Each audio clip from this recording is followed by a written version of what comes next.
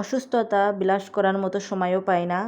নিজে থেকে কাউকে না বললেও কেউ বুঝতেই পারবে না যে আমি অসুস্থ নাকি অসুস্থ নই, শরীরটা ভালো আছে কি নেই।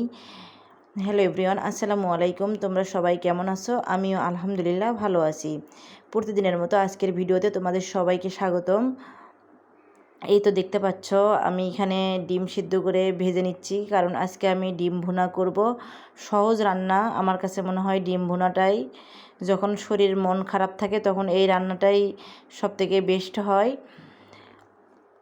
তা আমি ডিম ভুনার পাশাপাশি আরেকটা চুলায় তুলে দিয়েছি পটল ভাজি। দুইটা চুলা হইলে কিন্তু একসাথে একটু কাজটা এগিয়ে নেওয়া যায়।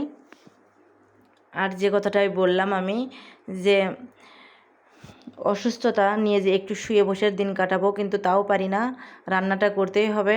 রান্নাঘরটাই যেন জীবনসঙ্গীতে পরিণত হয়ে গেছে। আমার মতো হয়তো বা প্রায় মেয়েগুলোরই এই একই অবস্থা। যত যাই হোক, রান্না করতেই হবে খাইতে গেলে।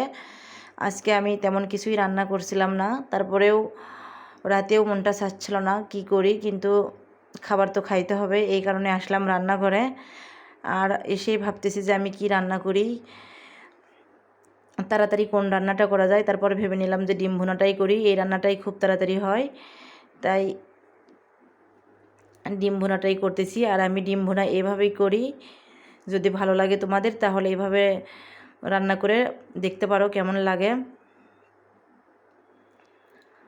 আর এই তো ডিম ভুনাটা আমার প্রায় হয়ে আসছে।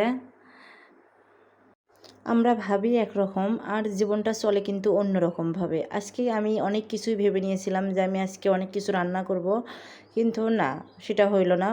পরিস্থিতির কাছে কিন্তু হার মানতেই হয় সবাইকেই। আমাদের ভাবনাটা অনুযায়ী যে জীবন সবসময় সুন্দরভাবে চলবে তা কিন্তু হয়ে ওঠে না। তারপরেও কথা কম কাজ বেশি, কাজ করতে হবে, কারণ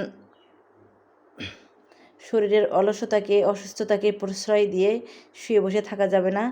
আর যতটাই অসুস্থই হই না কেন, শরীরটা যতই খারাপ থাকুক, তারপরেও বাইরেও যাইতেই হয়। একা যেহেতু আমি থাকি, আজকে আম ছিল না, আমের সিজনে আম তো বাসায় থাকতেই হবে, তাই গেলাম আম কিনতে। আর এই ফলের দোকানদারকে কখনোই বিশ্বাস করতে নাই, এদেরকে বিশ্বাস করলেই ঠকে যাবেন। আমি ওদেরকে বিশ্বাস করে বলছিলাম যে আমগুলো একটু ভালো দেখে দিতে। 5 কেজি আম নিয়েছি আমি, সেখানে মনে হয় 3 কেজির মতন আম নষ্ট। উপরে থেকে দেখতে বেশ ভালোই ছিল, কিন্তু তারপরেও ভেতরটা একদম নষ্ট ছিল। আমার শরীরটা বেশি ভালো ছিল না, সেই জন্য আমি দেখে নিতে পারি নাই। ওদেরকেই বললাম যে একটু দেখে দেখে দেন, কিন্তু না, ওনারা আমাকে এইভাবে ঠকিয়ে দিল। ভালো থাকবেন সবাই।